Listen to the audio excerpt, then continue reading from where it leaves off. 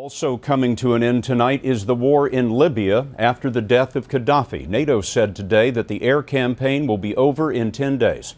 We have two correspondents in Libya tonight. First, Pizzey, who had been covering fierce fighting in Qaddafi's hometown of Sirte until it all came to an end. Alan? Good evening, Scott. Well, driving into Sirte today, I had the impression I might be in the wrong place. The only gunfire was in Celebration. The pickup trucks with the rocket launchers and anti-aircraft guns on them were driving away from what had been the front lines, heading home, their job done. The drainage ditch, where Libya's history took a dramatic turn, is already a ghoulish tourist attraction. Today, new pictures emerged showing Qaddafi pleading for his life before he was beaten, shot, and dragged away by the rebels.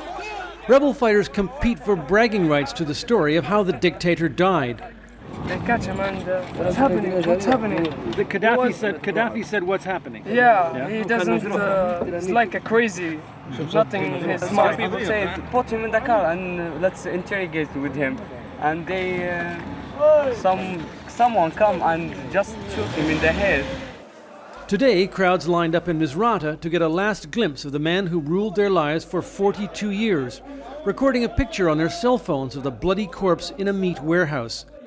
As a Muslim, Qaddafi should have been buried within 24 hours, but his burial has been delayed, an insult that is evidence of how deeply he was hated. Government officials are still arguing about where they'll bury him.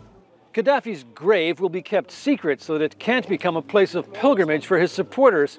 Instead, the final monument to the flamboyant dictator who styled himself his people's ultimate guide will be this, a drainage ditch.